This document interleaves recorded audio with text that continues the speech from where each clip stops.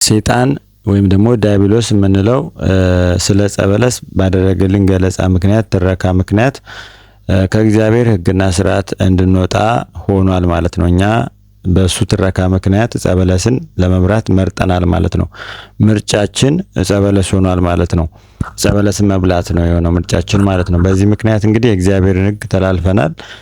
እግዚአብሔር ደግሞ ይሄንን በመተላለፋችን ቅጣት ጥሎብናል ማለት ነው። ወይም ደግሞ በባህሪያችን ጉስቁልና ተገኝቷል ማለት ነው። በባህሪያችን ጉስቁልና ተገኝቷል። የእግዚአብሔርን ትእዛዝና ሕግ ባለመጠበቃችን ምክንያት የባህሪ ጉስቁልና አግኝቶናል። የባህሪ ሲባል እዚህ ጋር በጣም ከፍተኛ የሆነ መረዳት ሊኖረን ይገባል ማለት ነው። የባህሪ የሚባለው ነገር በጣም ጥልቅና ከፍተኛ የሆነ ነገር ከሰው ከመሰራት ጋር የሰው ልጅ ከመሰራት ጋር የሚያያዝ ነገር ነው ማለት ነው። ይሄ ማለት አዳም በገነት ሲኖር ገና የሰው ልጅ ሰው እንዲሆን እየተሰራበት ባለው ወቅት ነው የወደቀው ማለት ነው። የሰው ልጅ የተሟላ ሰውነትን ወይም ደግሞ ሰው ሁን የሚለውን ወይም ደግሞ ሰው ይሆናል ተብሎ በታሰበለት ደረጃ ላይ ገና ያልተገኘ በሂደት የሚያድግ በሂደት እዛ ላይ የሚደርስበት የሰው ማንነት የሰው የመጨረሻ መደምደሚያ የሆነ ባህሪ ስርዓት ውስጥ ነበር የነበረውና ያንን ስርዓት ግን አልፈጸመም። ያን ስርዓት አልጨረሰም። ማሰናከያ ገብቶታል ማለት ነው። የሰው ልጅ በዲያብሎስ ሽንገላ ምክንያት በዲያብሎስ ትረካ ምክንያት ዕፀ በለስን ከእግዚአብሔር ፍቃድ ውጪ እንዲበላ ሆኖ ተነሳስቶ በልቶ ይሄንን የሰውን ማንነት ሰው ሊያደርገው የሚገባውን ነገር ባለማድረግ በጉድለት ወድቋል ማለት ነው። ምርጫችን ትክክል ቢሆንም ነገር ግን የእግዚአብሔር ሕግ ስርዓት ባለመጠበቃችን ምክንያት ከዚህ ከባህሪ ሙላት ሳንደርስ በጉድለት ወድቀናል ማለት ነው። እንግዲህ ይሄ በመሆኑ ምክንያት እግዚአብሔር እንደጠፋን እንድንቀር እንደወደቅን እንድንቀር አልፈለገም። እግዚአብሔር የጀመረውን ይጨርሳል። ምንጊዜም እግዚአብሔር የጀመረውን ይጨርሳል። ሁሉ ነገር ለፍጻሜ ያደርሳል ማለት ነው። እንግዲህ ያንን በማድረጉ ምክንያት ጌታችን አምላካችን ፈጣሪያችን ምን አድርጓል? እኛ ወዳለንበት መጥቶ ወዴት ናችሁ ወዴት ነህ ብሏል ማለት ነው። አዳምና ሔዋንን ወዴት እንዳሉ ፈልጓል ማለት ነው። ይሄ እንግዲህ ታላቅ ሚስጥር አለው።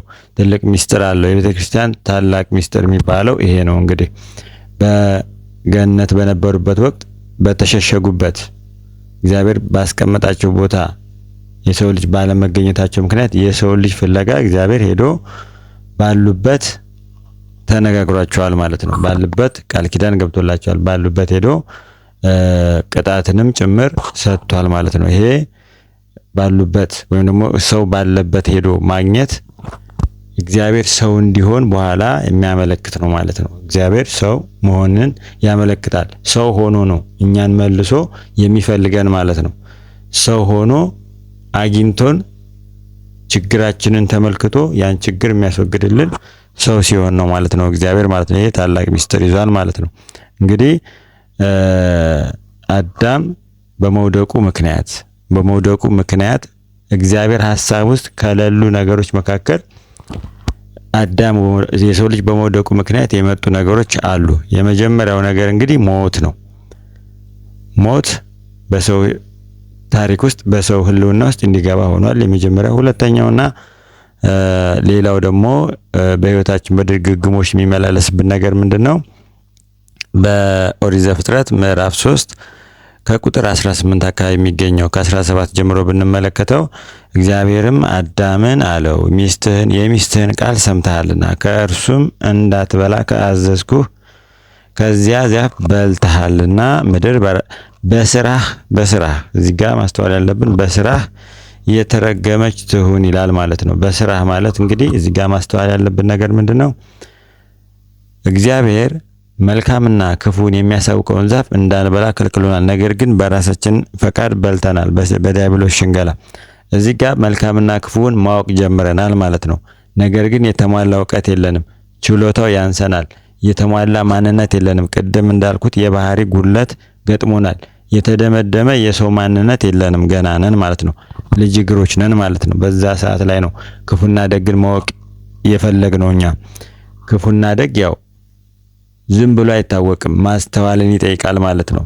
እኔ የሚስማማኝን እኔ የምፈልገውን ለመምረጥ በጣም ረቂቅ የሆኑ እውቀቶችና ማስተዋሎችን ያስፈልጉታል ማለት ነው። እንግዲህ ይሄንን እዚህ ጉልምስና እዚህ ችሎታ ሳንደርስ ነው ይሄንን ዕፀ በለስ የበላ ነው ክፉና ደግን ለማወቅ የመረጥ ነው ማለት ነው። ይሄ ባለበት እንደገና ሌላ ደግሞ ችግር አለ ማለት ነው። ሌላ ደግሞ ማን አለ? ራሱ ዲያብሎስ ሳጥናኤል ደግሞ እዚሁ ጠላት ሆኖ እዚሁ ደግሞ እኛ ወደ ወደቅንበት እኛ ወደ ተጣልንበት ምድር እሱም ተጥሏል ማለት ነው። ስለዚህ ይሄንን የባህሪ ጉድለታችንን እሱ መጠቀሚያ ያደርገዋል ማለት ነው። ሁልጊዜ በማታለል እኛ እሱ እያታለለን እንድንኖር እሱ እያስገደደን እንድንኖር ያደርጋል ማለት ነው። ከኛ በላይ የሆነ እውቀት ስላለው ማለት ነው። ስለዚህ እኛ ባለንበት ምድር ላይ ክፉና ደግ አንደኛ ለመምረጥ በጣም ይቸግረናል። እኛ የተሟላ እውቀት የለንም፣ የተሟላ ስብዕና የለንም። እግዚአብሔር ሳይፈቅድ ስለሆነ የበላ ነው። አልተሟላለንም ማንነታችን። ይሄ ራሱ ጉድለት አለው። እንደገና ክፉና ደግ ደግሞ በምናውቅ ሰዓት ብዙ ውጣ ወረዶች ይገጥሙናል ማለት ነው። እኛ ለባህሪያችን የሚስማማንን ለማንነታችን የሚስማማንን ስንመርጥ በጣም በብዙ ህመም ውስጥ በጣም በብዙ ስቃይ ውስጥ ሆነን ነው ይሄን ነገር እየመረጥን ያለ ነው። እያንዳንዱ ነገር ልምድ እየወሰድን ያለ ነው። በጣም በብዙ መከራና ችግር ውስጥ እያለፍን ነው ማለት ነው። ይሄ የሆነበት ምክንያት ደግሞ አንደኛ ዲያብሎስ ደግሞ በህይወታችን ውስጥ ተሳታፊ ሆኖ ስለተገኘ ነው ማለት ነው። እንግዲህ በስራ የሚለው ምንድነው? ክፉና ደግ አለ። ክፉና ደግን እንመርጣለን። እንደ ስራችን ደግሞ ምድር ለኛ ምንዋን ትሰጣለች? ፍሬዋን ትሰጣለች። መልካም ከሆነ መልካም ፍሬ ትሰጠናለች፣ ክፉ ከሆነ ክፉ ፍሬ ትሰጠናለች። ከዚህም ካለፈ ደግሞ የዲያብሎስ ሽንገላ ሲጨመርበት በጣም ውሸት የሞላበት በጣም ኃይለኛ የሆነ ውሸት ወይም ደግሞ ከዲያብሎስ በኩል የሚመጣ የህይወት ምንፍቅና ደግሞ እንደዚሁ ይገጥመናል ማለት ነው። በማናስበው በማናውቀው መንገድ ዲያብሎስ በተለያየ መንገድ እየፈተነ ደግሞ አጓጉል ነገሮችን እንድንሰራ የማይጠቅሙ ነገሮችን እንድንገነባ ያደርገናል እዚህ ውስጥ ማለት ነው። እንግዲህ ይሄ ሁላ ነገር በውድቀታችን ምክንያት በእኛ ህይወት ውስጥ መጥቷል ማለት ነው። በእኛ ህይወት ውስጥ መጥቷል። ሞት መጥቶብናል። ይሄ ስቃዩ መከራው መጥቷል። እንደገና ደግሞ ወዴት ነው ያለው የሚለው ቃል ራሱ በእግዚአብሔር ሐሳብ ውስጥ ያልነበረ ነው።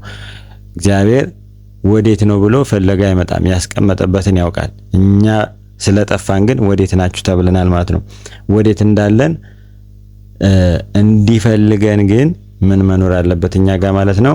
ፍጹም የሆነ ብሶተኞች መሆን መቻል አለብን ማለት ነው። ብሶት እግዚአብሔርን የሚጠራው ብሶት ነው። ከልቡ ሰው ሲያዝን፣ ከልቡ ሰው እውነትን ሲፈልግ፣ ከልቡ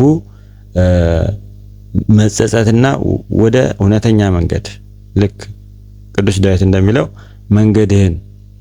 መንገድህን የሚያሳየኝ እፈልጋለሁ እንደሚለው እንደዛ በጣም ጽኑ የሆነ ፍላጎት ጽኑ የሆነ ማብሰልሰል ይጠይቃል ማለት ነው።